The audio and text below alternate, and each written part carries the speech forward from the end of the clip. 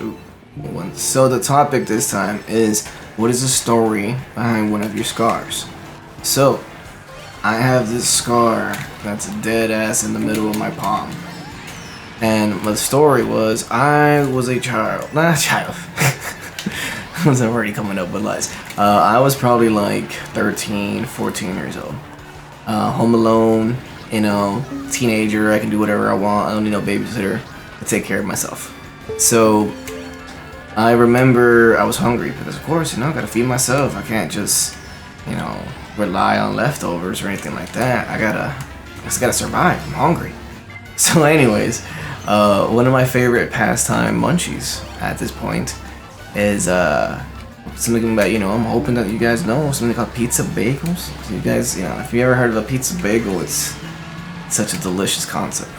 Anyways, so the pizza bagel, you can make them either in a microwave, which is just, let's just be honest, gross, or you can put them in what we call the oven. Or, if you're lucky enough, which I was not growing up, you could have a toaster oven.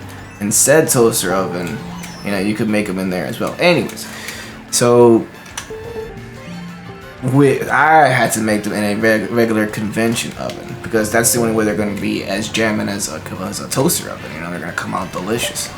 So I, as a genius that I was at this time, grab a knife because I'm going to use a big ass, butcher knife to put into the oven.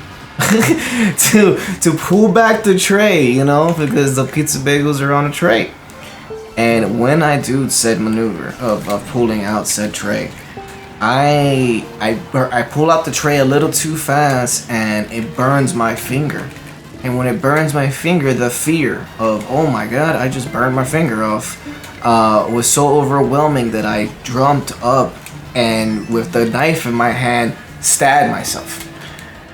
And at that moment, I realized, oh god, I just stabbed myself in the palm. Don't get me wrong, knife didn't go through the hand or anything like that. But at the same time, I did stop myself.